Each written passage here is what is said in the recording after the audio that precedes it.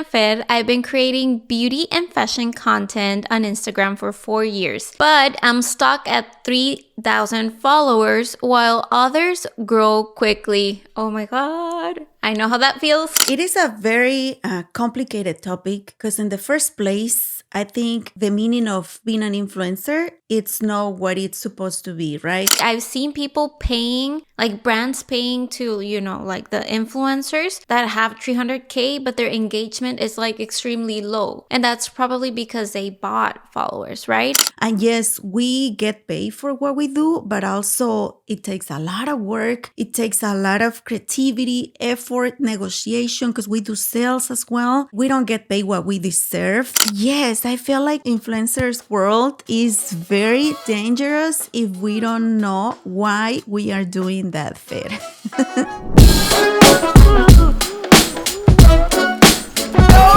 Hi everyone, welcome to Naked Questions. Today we're going to talk about influencers.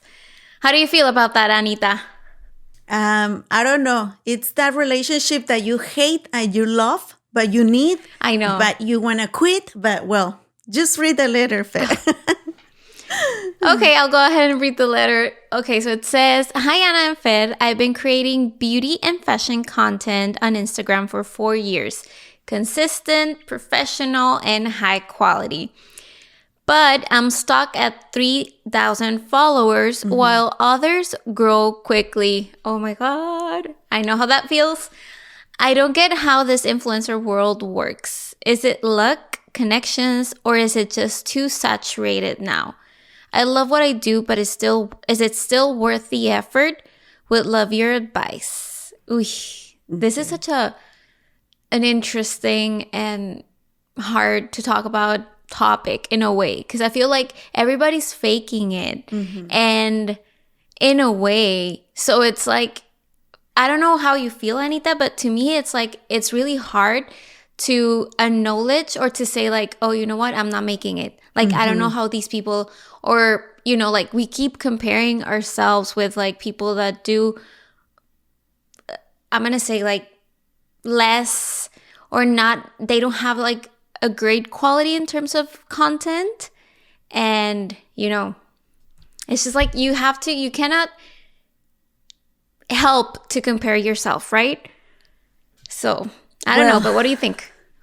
It is a very complicated topic because in the first place, I think the meaning of being an influencer, it's not what it's supposed to be, right? Like today, an influencer can be anyone. And if we talk about who can be an influencer, yes, anyone can be an influencer. You don't even need to be in social media to be an influencer. If you are a mom, you are an influencer of your kids. If you are a friend, you are an influencer with your friends, because whatever you do, the way you act, the way you advise, the way you love, the way you support, you are influencing your surrounding, right? But it became a business not too many years ago. And I think there are just few people that really are doing a good job. And there is just a few people that are actually making money out of it. And you are right, Fer. We got to be honest with this because Fernanda and I, we both are influencers. And it has been a big challenge to position ourselves, to get paid for what we do and to get respected. And our numbers are not even that big, right? And we can talk about numbers. This is a conversation I have very often with my clients because we manage some accounts for some clients, for some brands. We do some campaigns for some brands. And we have to be educating them very often on what the numbers mean, why the numbers are important sometimes, but why some other times are not important. And yes, it's a lot to grasp in this topic. In the first place, I don't even know how I became an influencer. How did you start being an influencer, Fer? Honestly, I was like, we both worked on the media, right? So we were doing news. And while I was still working for Telemundo, I saw that there were a lot of reporters and like digital people that would post stuff on their social media that was like related to the news they were reporting. So I kind of like started doing that. We used to use Twitter a lot, and now it's like everything. So you have TikTok, you have Instagram, and I remember we even used like Facebook Lives and all that. Yeah. But yeah, I kind of like felt that there was like a correlation between, being a journalist and posting on social media, being active on social media. And that's probably how I started doing that. Then I moved to a Canadian company that it was still media, but it wasn't news, like heavy on news. So I remember I did a story for them, which it was basically like a blog post about my experience with 23andMe, the genetics test that you take. And I was like, okay, this is interesting. This is fun. So that's like, I started like gaining like more interest on posting on social media, sharing like my day to day and all that. But like you were saying, when it comes to numbers, it's just like so hard because you and I are both like perfectionists. And I feel like we try to make like the product as best as we can. And we worry a lot about that. And then while we're worrying about that, or at least I can talk about myself, right? While I'm worrying about like, oh, I should do this edition, like editing, and I should, use a better audio, and I should have like microphones. You have people that are going like this, posting like they don't care about like how it looks, how perfect it is. If it's edited in a certain way that makes it more perfect, and they kind of like ganan terreno, no? Yeah. So yeah, but yeah, anyways, that's how I pretty much started. Yes. Yeah. How about you, Anita? Like, because you were also like on the media. Is it related to what happened to me, or? Yeah, very similar. And I think I didn't even notice in which moment that happened. I didn't look for it because I worked in radio and television for many years before this social media world. And we had influence already, like we had an audience. The show I was blessed to work in was one of the most popular shows here in DFW in Spanish. And we have a lot of awards for that show. And then I started working on TV, and the same, it was going very well. So I had the influence already. Like I was able to have like a lot of followers thanks to my career on TV and radio. But back in 2012, I met this lady. She's still one of my friends. She's amazing. And I know you know her too, Fer. Her name is Rory. And she started inviting me to different events like, hey, you should go here, you should go there. It was more in the English speaking community because my media career was in Spanish here in Dallas-Fort Worth. So she was like, hey, this is a new thing that is coming. Technology is all over the place and social media. So why don't you start searching for another streams of money? And I've been always like a business person, always trying to see how I can make money. So I was like, oh, why not? Let's go to that conference. And I was amazed. Like moms, specifically women in that conference, were talking about how to monetize from home. And most of them were stay-home moms. So I was like, oh, wow, this is because I was a mom already. I was a single mom. So I was like, oh, This is another way I can make money. And let's be honest here. And I want to be very transparent. In my own experience working in radio, I was making nothing. Like it was ridiculous, the salary I had. And I had to keep a life like very glamorous, and I had to pretend a lot because I was the radio personality, but I wasn't making money. And I was a single mother, so I still had to pay bills. I'm speaking backwards. I still had to pay bills, and I had to take care of my son and so many other things. So I was like, oh, this is a good opportunity to start making money. And then one of my best friends, Gaby Natale, for my birthday, and her husband, they gave me a site because I kept talking about rollos de mujeres.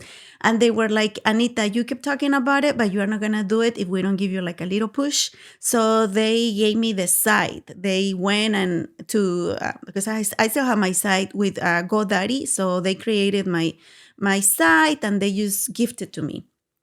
So I was like, oh, I need to start, working this thing out because they're going to think that I'm ignoring my birthday present. So I started publishing articles, and the blog became popular, and I started getting emails from brands.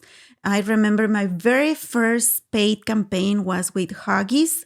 My son, who is now 15, he was like 4 or 5 years old at that time. And they were like, oh, Wow. no, younger, because they sent me the pull-ups. I think he was like Uh-huh. three. And then they were like, oh, we had this campaign, and they offer $500 for that paid blog article. So I was like, $500? And I love writing. I Like, I can know. write a blog article, I swear, for in like 10 minutes. I love writing. So I was like, this is perfect. And they sent me diapers. That was the main reason I did it, because they sent me free I diapers. know, hey. Uh-huh. So that was the start of what my business is now and what we do for a living, Fair. And yes, Mm-hmm. we get paid for what we do, but also it takes a lot of work. It takes a lot of creativity, effort, negotiation, because we do sales as well.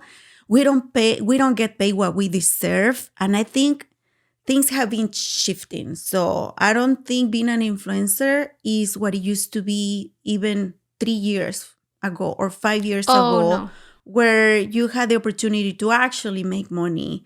Um, Yeah. yeah, so that's how I started. But what it really is to be an influencer, what do you think people need to have in order to influence other people, Fer? Well, honestly, first of all, when you said at the beginning of the episode, when you said that we are influencers, honestly, like it's a really hard word for me to accept. To like, oh, the other day I had a friend of mine like asking me like, how does your day to day look like as an influencer? And I'm like, am I really like an Normal? influencer? Like, I know, like this is like I feel like I have to have a bunch and like ton of followers in order to be an influencer. So that's the first thing I think it's makes it hard for us that can create content like really like high quality content Mhm. and since we don't have those huge like numbers of followers, I feel like we judge ourselves and like we tend to think like, am I doing this right? Is this like, am I doing it like, is this enough? Like, what am I doing wrong? Blah, blah, blah. And then we encounter those issues with clients as Yeah. well because they tend to like, they're gonna pay you more if you have Big numbers. Yeah. 50K, 100K followers versus if you have 5K, 3K, right? Yeah. So I think that's like something that has been a struggle for me in a way. And I think for everybody, Fair, we all feel the pressure. And I keep telling my clients, and it's not fair because I feel like at the end of the day, yes, I know how to get big numbers. If I don't have those big numbers, it's because I don't want to. But if you can look at the trends, just go to TikTok and see who the most successful TikTokers are. And the ones that started becoming like viral are, and I'm sorry, this is gonna sound very, very bad, especially coming from another woman, but it's like little girls showing bellies and showing like they are dancing and it looks sexy, attractive, visually attractive for anyone to watch, right? Those were the first Right. TikTokers. If you go to Instagram and other platforms similar, it's the same. Instagram, I know how to get a lot of likes. If you get like a super sexy photo, if you show boobs, if you show like a perfect face with like perfect makeup, like outfits, you're gonna get a lot of likes because you are selling lies to people. You are selling lies because almost anyone have the lifestyle that they are showing on social media fair. And I've been witness Mm-hmm. of that. Like I've seen some bloggers when I go to events, because I get invited to a bunch of those like networking events where brands just invite a bunch of bloggers to, they don't even get paid, but they get free drinks or free stuff. Oh, And yeah. they take Mm-hmm. the most ridiculous photos. And I've seen some of them even like smiling and faking it in front of the camera. They turn off the camera and they are jerks. And for me, that's just no fair. And it shouldn't be like that. I feel like a real influencer, and it's amazing when you become viral on social media. And it is amazing if you actually have a team or have the knowledge or start learning on how to monetize those numbers. But I would love to see more people that is responsible and with ethics, because we have to say it here. Fer and I, we went to college. We have a degree in communications. I work in media for many years. So it's not just turning off my cell phone and taking a selfie for me. It is about telling a story. It is about being real. It is about being ethic, like saying the truth. Inspiring people. At least that's what moves me to do what I do. Inspiring people, educating people, and also sharing my struggles. You gotta be authentic. You cannot be copying everybody out there, because yes, are trends, but that's gonna go away. And a lot of influencers go away. Once you are doing that for several months, and it doesn't work out, they just go away. They go and try something else. And I think it has to be something beyond social media, Fer.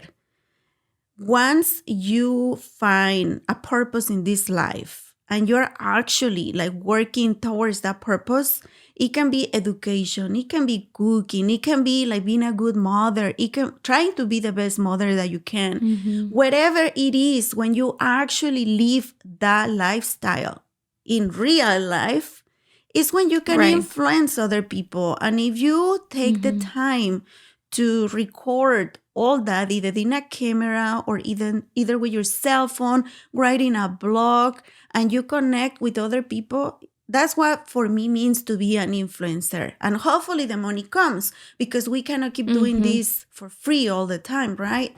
But I think it's so dirty out there, and that put pressure on the people that we actually care for this type of, power in social media. And it gets me angry. It gets me angry because we can talk about numbers, Fer. Like when we put a proposal together, they don't want to pay for it. They are like, how many followers you have? How many views you have? Yeah. It's always, I feel like it's still a lot about the followers that you have more than views. Because I've seen like, you know how you can like buy followers on Instagram and TikTok? Yeah. Like I've seen people paying, like brands paying to, like the influencers that have 300K, but their engagement is like extremely low. And that's probably because they bought followers, right? And then the other thing, like that you were mentioning, when it comes to, like having a lifestyle, the same lifestyle that you say you have on your social media, like you also have on your real life, it's just like, to me, it's like so frustrating because sometimes I would see a TikTok and it's like the dumbest TikTok. Because I've seen like funny TikToks that also like, it takes talent to be funny, Like I've seen some TikToks that I'm like laughing and it's like, how can people come up with this like stupid thing? But it's funny. But then you see like extremely viral TikToks that are just like whatever, like something really stupid. And it's like, I put all my effort on this video that took me like, I don't know, an hour to edit. And then you take a picture of a cup of like coffee and it goes like viral, just, for saying things. And I think that's something that stresses out all of us who are in the influencer industry. Yeah. Because it's like, well, if I copy this viral TikTok that it's like extremely stupid, it's not going to go viral as well, Yeah. It's just like, but it's just like, I feel like we're trying to figure out the algorithm, how things work in order to focus our own efforts that way, Okay, so if posting a 1-minute video is what's working right now, then okay, I'll go ahead and do it. But then it's like you see 3-second videos that are way more viral and it's like, I don't get it. Yeah. I don't know if that happens to you. It's just like, just like frustrating. But let's define, what do you get from getting a video going viral?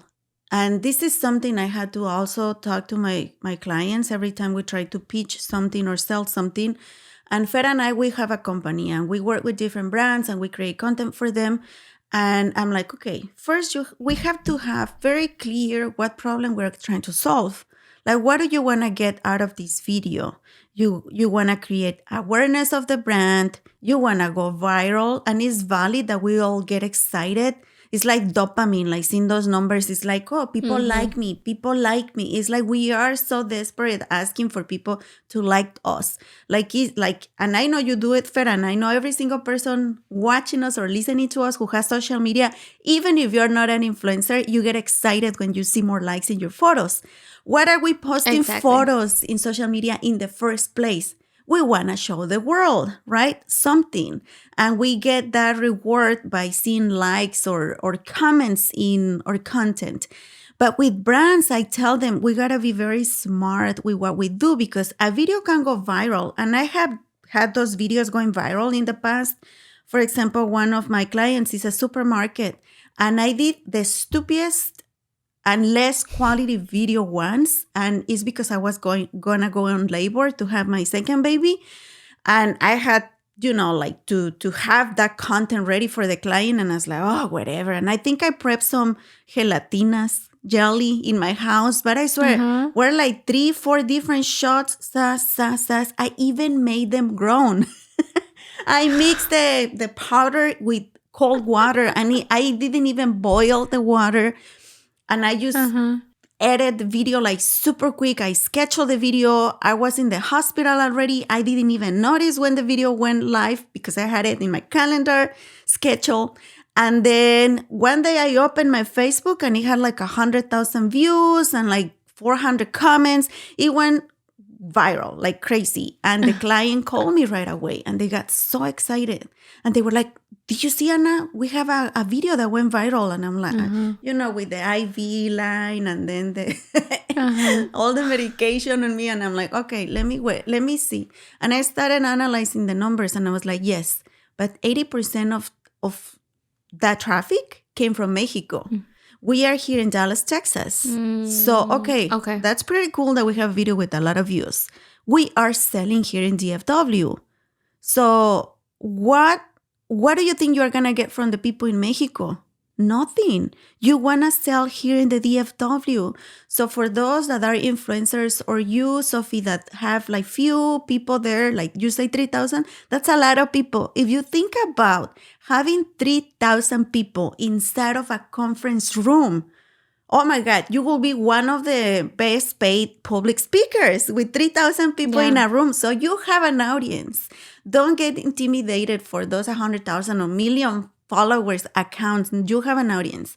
And then where are you located? And there are so many things that we can offer to the brands besides the numbers. Responsibility, ethic, the quality of our writing. We are bilingual. We know how to use cameras. We know storytelling. Fer and I, we have a lot of experience in media as well. We are good people. That's an amazing quality that you can sell to a client. There is not a lot of good people out there. There is people desperate to have likes. We are not desperate to have likes. That's true. We want to be loyal to the brand and we want to show why we like that brand also. So yeah, that's why I don't get excited with viral videos. It's cool. That means that you can be popular for a little bit. Or things can happen like this amazing account that we just saw from Mexico. This guy, Macario, what's his last name? Oh, Macario. Oh my God, I forgot. Let me see. And I got so excited for that guy because those are the people that need to be put up out there. Martinez by the algoritmo. I care about those stories. And also he's talented. It's not like he went viral because he was in un carro de basura, in a trash truck. He's talented because any random other guy could be like singing. I could be singing in the trash car saying like, hey, world, look at me. I'm a singer. But if I'm not talented, people is not going to care. So there are so many things going on with this influencers world that gets me angry, but also gets me excited because I think there is a lot of opportunities out there, Fer. There's a lot of opportunities. I just feel like it's also like super saturated, and like everybody wants to be an influencer. Everybody wants likes, follows, and, you know, engagement. Mm-hmm. It's just like you have to find like your niche, or your, like, why are you doing what you're doing? Why are you posting what you're posting? Are you helping brands? You know, are you sharing news? Which that's also like, I've seen a lot of like that generates a lot of engagement when you're sharing like news. So yeah, it depends on what you're looking for, right? What do you follow on social media, Fer, and why? Who do you follow? Like, I who comes to follow, top of your mind? I mean, I don't have a certain person in mind, but I tend to follow a lot of accounts that show you how to do like certain things on like CapCut or Canva, or, you know, like tricks and tips and all that. I can't remember her username, but her name is Macarena, if I'm not mistaken. She's from Mexico. And she shares like the most aesthetic, super cool, like CapCut edits. And I think like, and tips and all that. And I think her account I really like. But it's mostly like that, to be honest. What about you, Anita? So I'm gonna open my Instagram just to see, because we do this for work. So honestly, my mind works on what do I need to get done this week.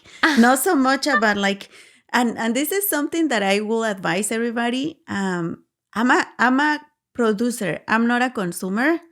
And this is gonna sound very weird because I spend, and I can check my phone, like every week I spend around 11 hours in Instagram.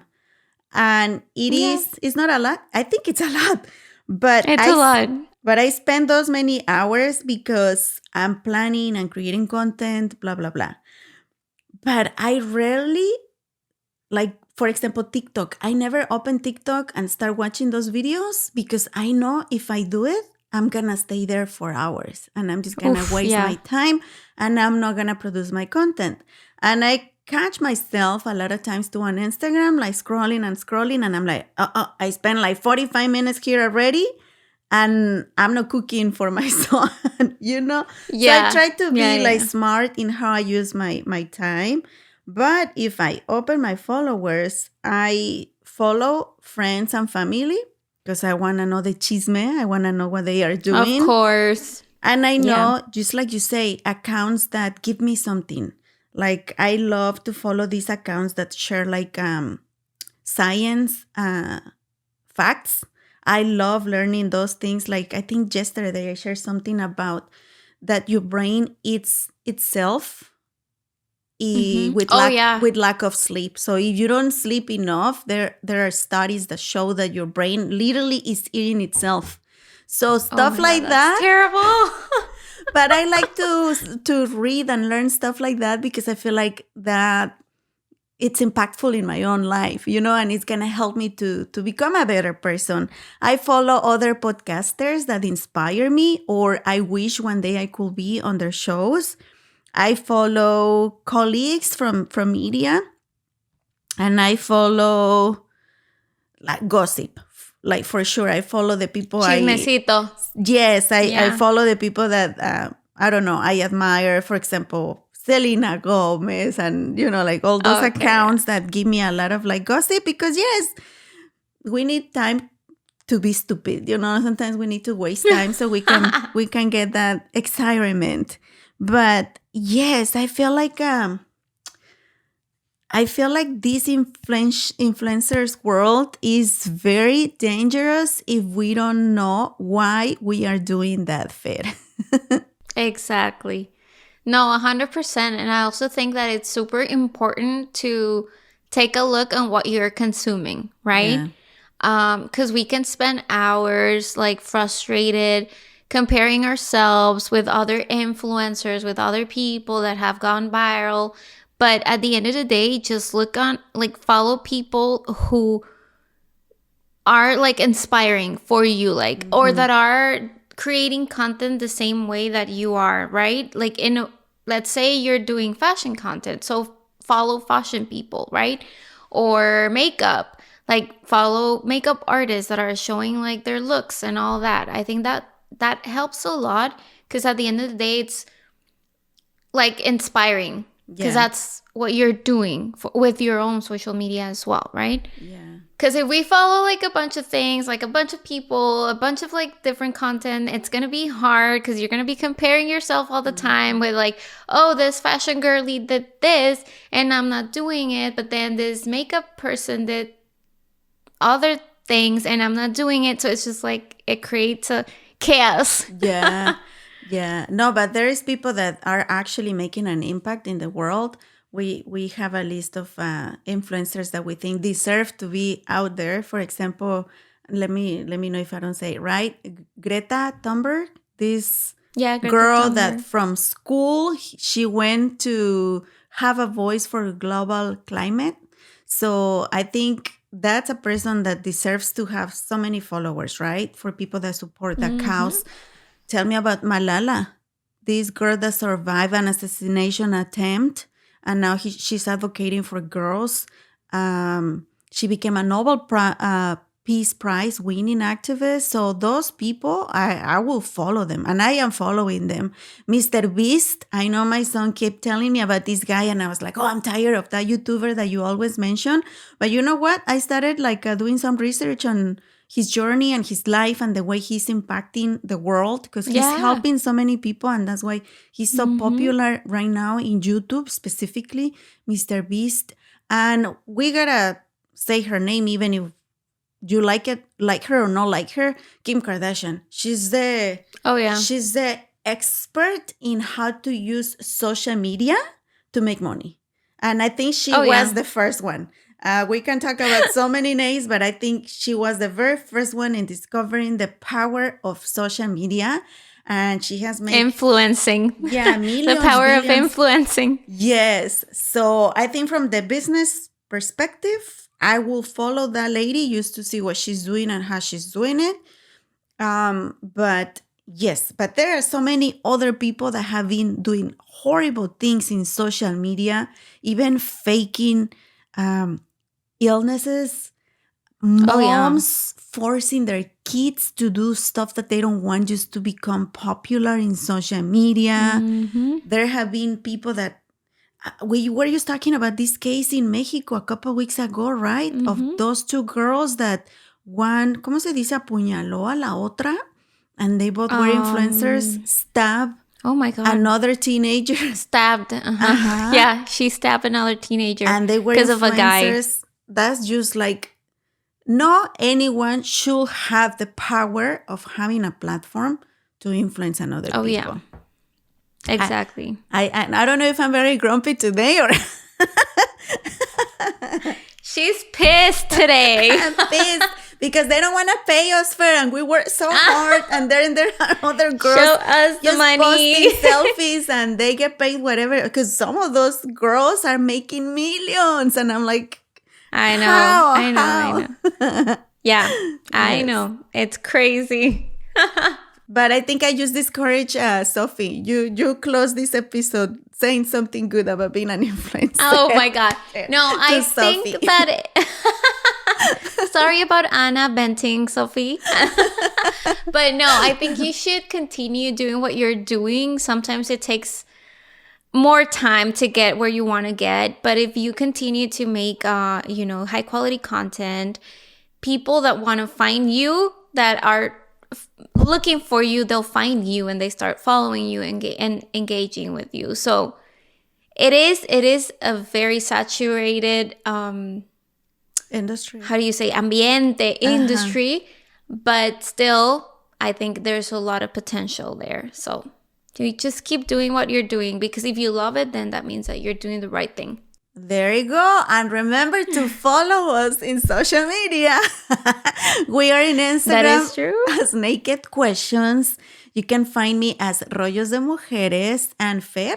You can find me as Fernanda Lefon. We'll see you in the next episode. Bye.